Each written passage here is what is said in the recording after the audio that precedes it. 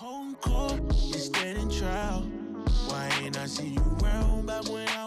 what led you to the role of on Snowfall as Buckley? Snowfall, man, that was a trip. So I was doing the rookie at the time. And I got a call from my agent. He's like, yo, I got this audition for you. It's a show called Snowfall. I'd never seen it. I'd heard of it. And he was like, I was like, well, I'm already on the rookie. He's like, don't worry about the rookie. He's like, just the show is great. Just send the tape in. So sent the tape in, and like the next week they're like, yo, I think you're the guy. And I was like, are you kidding me? Like, yeah, I think you're the guy. And then figured out like how many episodes it was. It was like, I think 8 out of 10 episodes in this season that Buckley showed up. So I was like, this is really dope. So we did the deal and everything. And my agent's like, listen, I'll just work out scheduling with the rookie. Like, just leave it up to me.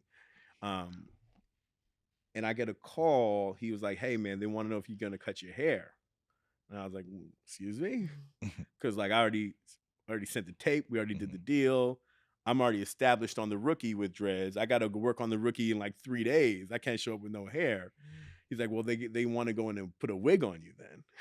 And I was like, okay. So it was like tenuous for a minute because like they couldn't decide on like how big the wig should be. I had to keep going back in and figure it out. Then like on the rookie, I had a beard. They wanted to shave my beard off.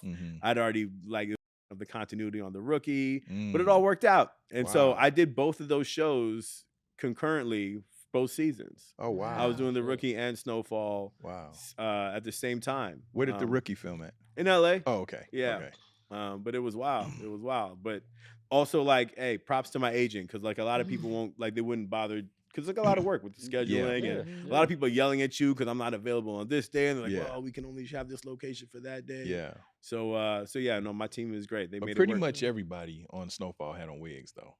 Yeah, that's true. That's true. But you know, a lot of times like, you know, with casting, they'll just cast somebody else. You know, like it's easier. Like a lot of times they won't even dye somebody's hair. It's like, well, we want a blonde. And they'll be like, well, dye the person's hair. They're like, no, we just want a real. So they worked with me. So with Snowfall, were you familiar with that story and that whole thing of the 80s with the crack epidemic? Yeah. Like historically I was, but I never watched the show. So I remember when I got it, I watched the first season and then I had to stop because I was like, these are really good. Yeah. And I was like, and you know what I mean? And I was like, I have a thing where like, I don't want to like imitate people that I like. So like, I have to kind of step away from it a little bit. So I only watched the first season. I was like, I need to take a break because like, I'm going to walk in there and like start doing things that like other people are doing that I like. That first season was good. Yeah, the first for season sure. was real good. For sure. Yeah. Being that was such a foreign world to you. Yeah. I mean, did you have to do research? How did you go to that place to be able to deliver Buckley and understand the lingo and just the whole nuances of that world? I mean, I feel like I've been around those spaces, like obviously not in the time, but like I had enough connectivity to those spaces that like, that wasn't really hard. I think for me, what was important was, you know, Buckley was written as such like an unlikable person. Like, how do I bring some humanity to him so that he's just not all bad? Right. And I know the producers were worried about that too, because like he's just like he's like an evil man. Yeah. And I was like, well, how do I bring some humanity to this guy where like he's just not like one dimensional? And that was like the part that I really tried to work on with Buckley. I don't know. I can't, and correct me if I'm wrong. Yeah. I don't know of any redeeming moments for No? Buckley. What did he do? Because he was just on some shit. He drove her at the end until she played him.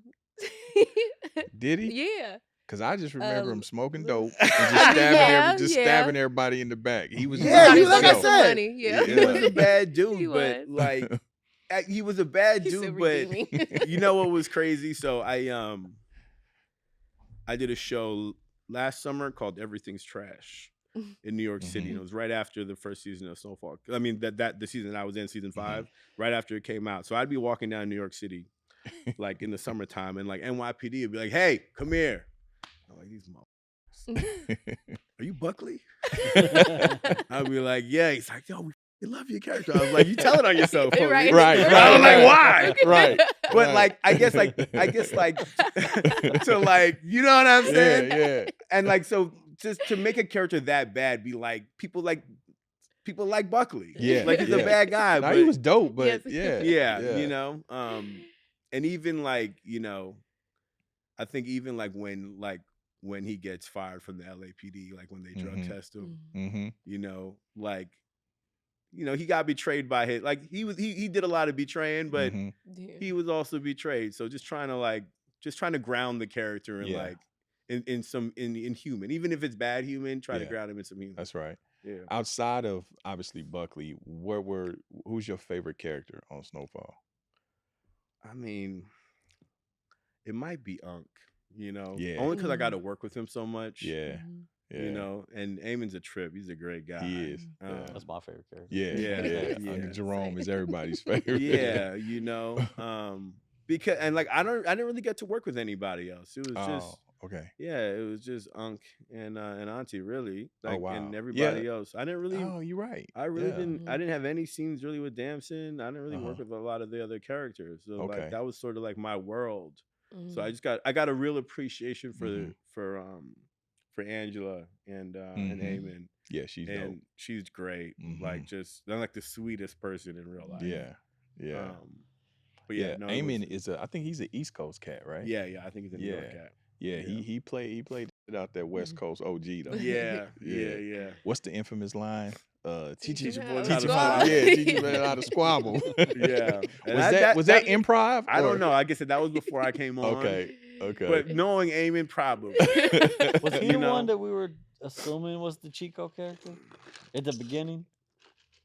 Yes. Yep. Yeah, we were assuming that he was assuming. Chico. Yep, that's right. So we've interviewed the actual people involved in the case that's kind of loosely based around. Okay. Okay. Specifically, the guy that was probably the Eamon character. Oh, really? Yes. Yeah. Okay. Yes. I would like to watch that. You can send me that.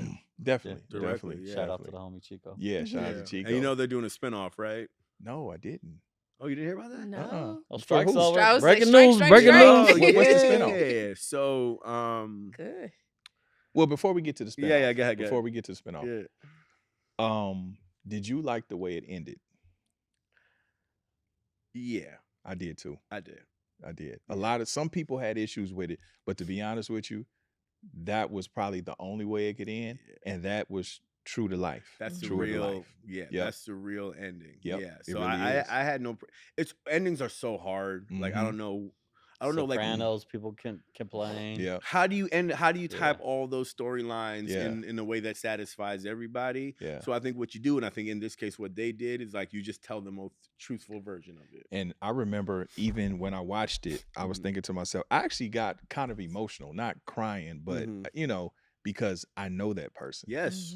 I know him. I know cats that I watched in the hood that some of them I even looked up to, or even my peers that was on they shit. And when I look at them now, that's them. That's them. I mean, That's listen, them. I have an older half brother who just passed like 6 months ago. Oh, sorry to But hear he that. was on some Condolences. next shit too, man. Yeah. Like he was locked up for years, Mhm. always on there. And it's the cautionary tale, man. It happens more often than not. Yeah. You know what I mean? And what it was is it's the thing of like with him, I think with Damson's character, the fact that like the world beating, you know, that's what it is. He was broken. That's all it was. He was just a broken man. And like I be thinking to myself, like, damn, I'm just thankful because when I look at my friend, I don't judge, you know, because everybody doesn't have the coping mechanisms. But you know, I'm like, damn, that could easily be any of us. Oh It's a hard life. yeah, It could easily be one any or of two us. different decisions, man. Yep. You know, yeah, absolutely.